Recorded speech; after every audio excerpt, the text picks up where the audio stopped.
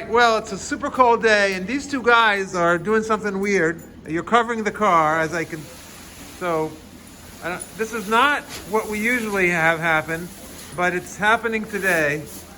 All right, you're covering the car. All right, well, why don't you come over here and let's explain what the hell's going on? Because it's definitely not this traditional car award. So, all right. Well, let me start with you. Why don't you introduce yourself, and can you take us back to about a year and 2 months ago? We're at the Lawrence Vocational School, and you were recommending Kevin for a car. So, what was that all about? Why were you recommending him, and who are you? Well, first of all, my name is Will Hatley. I'm a vocational rehabilitation specialist at the Bedford VA. And basically, I work with veterans and finding them employment. And what ended up happening, Kevin came on my caseload, and we ended up finding him a job. It was also during the pandemic, Yeah. so we were riding around with masks on. Right. But through that time, Kevin was needed a vehicle to get back and forth to work. Right. And that was where I ran into Dan, and we were able to put him in the car. Yeah. And I think it was a life-changing experience for Yeah. him. Well, we'll hear from Kevin in a second. I'm gonna say hi to Rio. What's up, Rio? And I'm gonna say hi to Rick real quick. Just introduce yourself. Hi guys, I'm Rick Beers, owner of the garage here, and I remember awarding this car back when we did that. Yeah. And I do work on the cars, but this is the first one we've had come back. Well, let's hold on. No, we're not going to talk about that. We're gonna let Kevin say that. All right. So now, Kevin. So, introduce yourself and remind me what you told me and the students at the vocational school about your plans, and take us from that point on to today, and then why are we here today?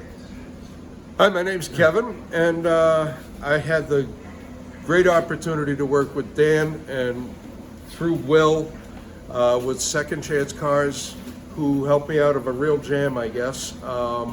I needed a car for work. I work as a security guard, but I didn't need a car for long. Yeah. I just recently fallen in love.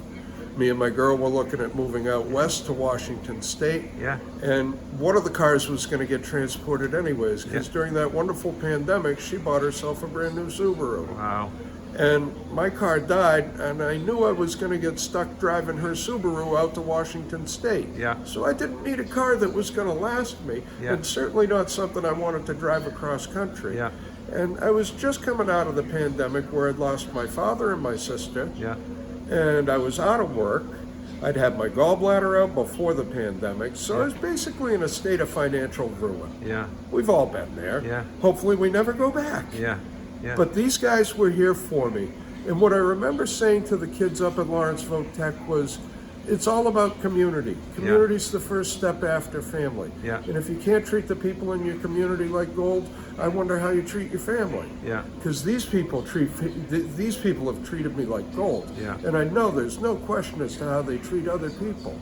And it's just so refreshing to step out in a position of need, eat the humble sandwich, and take what's given, so that you can make it to the goal line. Yeah. And on Saturday morning at 7 o'clock, I'll be turning the key or pushing the button on my old lady Subaru and driving out west. So, where 6 months from now, I'll be married. Yeah. Holy cow! Yeah, that's awesome. So what I want to put an emphasis on was that a year ago when you got awarded this car, you said to me, "Hey Dan, I'd like to, if I'm ever lucky enough to be in the position where I could give you back the car to help somebody else, I will." And I said to myself in my head, well, that would be awesome, and I'll give it a 10% chance of happening because it's never happened before. So you and Will here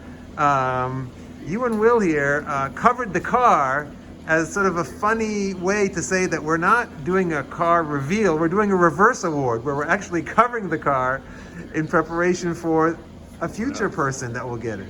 Legitimately, anybody who tracks the videos and watches when it's revealed again and put back into the community will think to themselves, he could have gotten a couple $1,000s for that car. And it's not wrong to think that. That was my immediate instinct as well. But I also remembered I made an extension of myself. And an extension is not necessarily a promise.